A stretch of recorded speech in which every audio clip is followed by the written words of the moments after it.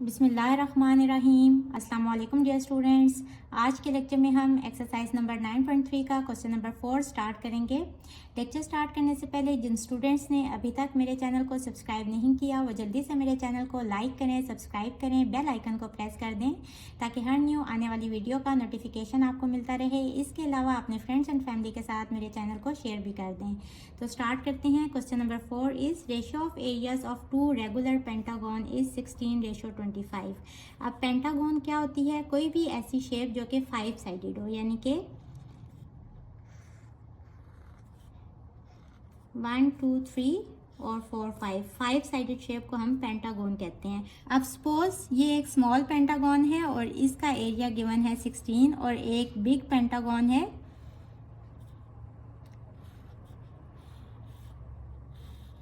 और इसका area given है 25। Suppose area of small pentagon equals to A1 which is equals to 16 and area of large pentagon equals to A2 which is equals to 25। अब ये given है कि area की ratio कितनी है 16:25, यानी कि A1 रेशो A2 इक्वल है 16:25। यहाँ से हम इसको ऐसे लिख सकते हैं A1/A2 equals to 16 divided by 25। Find the ratio of sides of pentagons. अब हमने साइड्स की रेशो भी फाइंड करनी है। सपोज AB ये साइड है और ये साइड सपोज कह लें कि ये CD है, तो रेशो कैसे फाइंड करेंगे? A1/A2 किसके इक्वल होते हैं? AB/CD, करेस्पॉन्डिंग साइड्स की रेशो और उनका स्क्वायर। यही फॉर्मूला हम अभी तक पढ़ रहे हैं। तो A1/A2 की वैल्यू पुट कर दें। A1 है 16 ओवर A2 है 25 इक्वल्स टू AB/CD का स्क्वायर। अब हमने साइड्स की रेशो फाइंड करनी है, तो स्क्वायर ख़त्म करने के लिए दोनों साइडों पे अंडर रूट ले लेंगे। Taking square root on both sides we have 16/25 under root equals to AB/CD का स्क्वायर। इन साइड्स को आप कोई नाम भी दे सकते हैं। सपोज इसको x1 कह लें, इसको x2 कह लें, आपको समझाने के लिए। अदरवाइज आप इस तरह कोई भी नाम दे लें तो भी ठीक है। अब 16 का स्क्वायर रूट इक्वल होता है 4 के और 25 स्क्वायर रूट इक्वल होता है 5 के। और यहाँ जब स्क्वायर रूट लेंगे तो ये स्क्वायर इस स्क्वायर रूट से कट जाएगा। अब क्वेश्चन में क्या पूछा गया था? Find the ratio of sides of pentagon, यानी कि पेंटागन की साइड्स की रेशो। तो ये हमने फाइंड कर ली। इसको हम इस तरह से लिख सकते हैं AB/CD इक्वल होगा 4:5 के।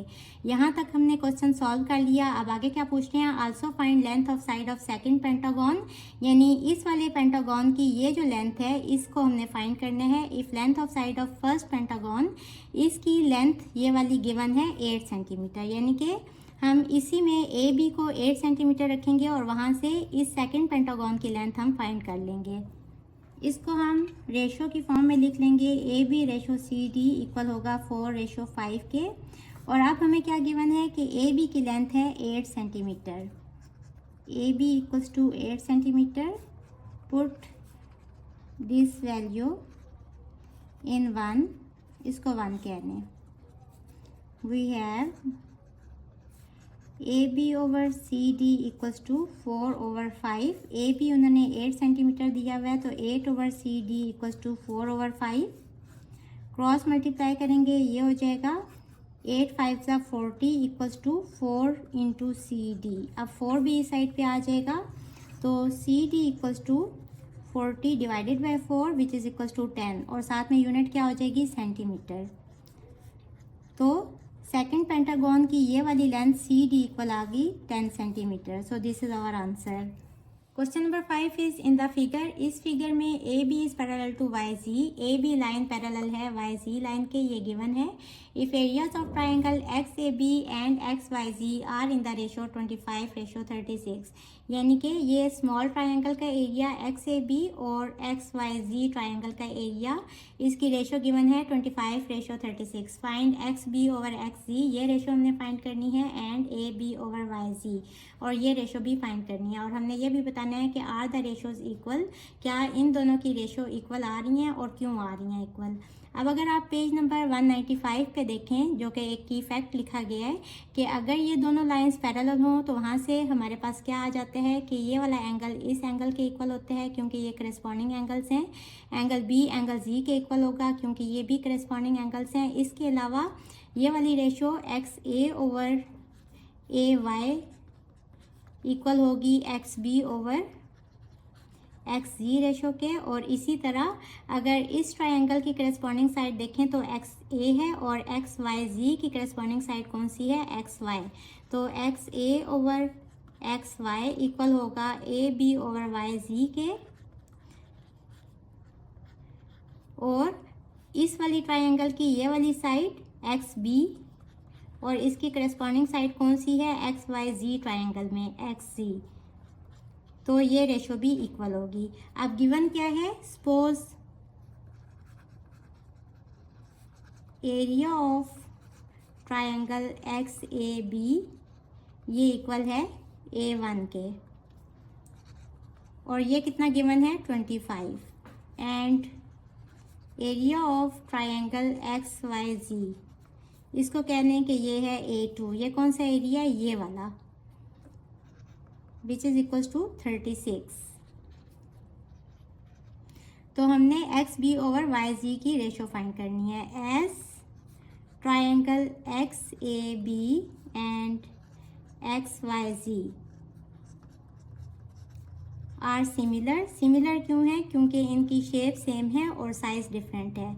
सो इनके एरिया की रेशो यानी कि A1 ओवर A2 इक्वल होगा करस्पॉन्डिंग साइड की रेशो और उसके स्क्वायर के। करस्पॉन्डिंग साइड हमने कौन सी फाइंड करनी है, एक्स बी ओवर एक्स सी, तो यही हम ले लेंगे। एक्स बी इस ट्रायंगल की साइड है और इसकी करस्पॉन्डिंग साइड कौन सी होगी, एक्स सी, जो कि एक्स वाई जी ट्रायंगल की साइड है। तो एक्स बी ओवर एक्स सी और इसका स्क्वायर। वैल्यूज पुट कर दें, A1 है 25 ओवर A2 है 36 इक्वल होगा एक्स बी ओवर एक्स सी का स्क्वायर। अब स्क्वायर खत्म करने हैं तो हम स्क्वायर रूट ले लेंगे। Taking square root we have, ये आ जाएगा 25 over 36 equals to square root X B over X C square. यहाँ स्क्वायर रूट से कट जाएगा और 25 का स्क्वायर रूट 5 हो जाएगा और 36 का स्क्वायर रूट 6 हो जाएगा।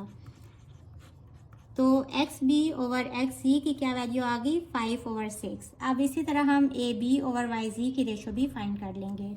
अब हमने ए बी और वाई जी की रेशो फाइंड करनी है। हम लिखेंगे as the triangle X A B and triangle X Y G are similar, so इनकी एरिया की रेशो यानी A1 ओवर A2 इक्वल होगा किसी भी साइड और उसके करस्पॉन्डिंग साइड की रेशो और उसके स्क्वायर के। अब हमें ये वाली साइड चाहिए तो इसकी करस्पॉन्डिंग साइड कौन सी है, वाई जी, तो ए बी ओवर वाई जी और इसका स्क्वायर। वैल्यूज पुट कर दें, A1 है 25 और A2 है 36 equals to A B over Y G. Square ख़त्म करने के लिए हम दोनों तरफ स्क्वायर रूट ले लेंगे। स्क्वायर रूट से यहाँ कट जाएगा और इधर आ जाएगा A B over Y G equals to 5 over 6। इसको इक्वेशन नंबर 2 कह लें। फ्रॉम इक्वेशन 1 एंड 2 ये भी 5/6 रेशो आ गई और ये भी रेशो 5/6 आ गई। तो हम इसको ऐसे लिख सकते हैं, X B ratio X C equals to A B ratio Y G equals to 5/6।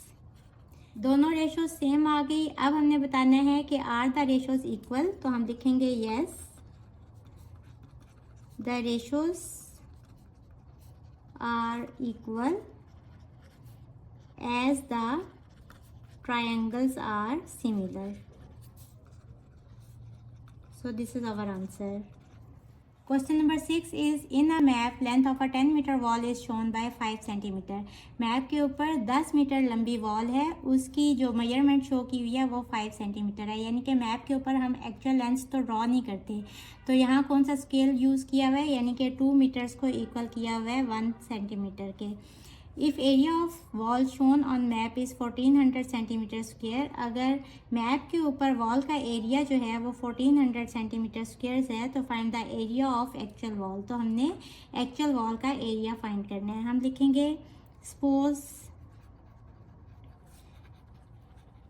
Actual length of wall equals to L1 which is equals to 10 metre. So length of wall on map कितना हो जाएगा, इसको L2 कह लें, which is equals to 5 centimetre. अब map के ऊपर जो वॉल का एरिया है वो कितना दिया गया है, 1400 सेंटीमीटर स्क्वायर। तो हम इसको A2 कह लेते हैं, क्योंकि लेंथ ऑन मैप हमने कहा था L2, तो इसके करस्पॉन्डिंग जो एरिया होगा उसको A2 कह लें। तो एरिया ऑफ एक्चुअल वॉल को A1 कह लें, और ये हमने एरिया फाइंड करना है एक्चुअल वॉल का, और area of wall on map को A2 कह लें, और ये कितना गिवन है 1400 सेंटीमीटर स्क्वायर। इसी तरह हम इनके एरिया की रेशो लिखेंगे, A1 ओवर A2 इक्वल होगा L1 ओवर L2 की रेशो और इसके स्क्वायर के। वैल्यूज पुट कर दें, A1 हमने फाइंड करना है, ओवर A2 है 1400 इक्वल्स टू L1 है 10 मीटर ओवर L2 है 5 सेंटीमीटर और इसका स्क्वायर। यहाँ से इसको सॉल्व करें, ये हो जाएगा 100 मीटर स्क्वायर, साथ में इसकी भी यूनिट लिख लें सेंटीमीटर स्क्वायर। ये हो जाएगा 100 मीटर स्क्वायर और 25 सेंटीमीटर स्क्वायर। क्रॉस मल्टीप्लाई करेंगे, 1400 सेंटीमीटर स्क्वायर यहाँ आके मल्टीप्लाई हो जाएगा, तो A1 इक्वल हो जाएगा 100 metre square into 1400 centimetre square over 25 centimetre square. Centimetre square से कट जाएगा, सिंप्लीफाई करेंगे, 25 1 सा 25 और 25 4 ज़ा 100, और 4 इंटू 1400 इक्वल हो जाएगा 5600, और साथ में यूनिट आ जाएगी मीटर स्क्वायर। तो area of actual wall equal आ गया 5600 मीटर स्क्वायर के। This is our answer. Hopefully बच्चों आपको आज के लेक्चर की समझ आ गई होगी। अगर आप मेरे चैनल पर नए हैं तो मुझे लाइक करें, सब्सक्राइब करें, बेल आइकन को प्रेस कर दें, और अपने फ्रेंड्स एंड फैमिली के साथ मेरे चैनल को शेयर करना मत भूलिएगा। इसके साथ ही मुझे दें इजाज़त। अल्लाह हाफिज़।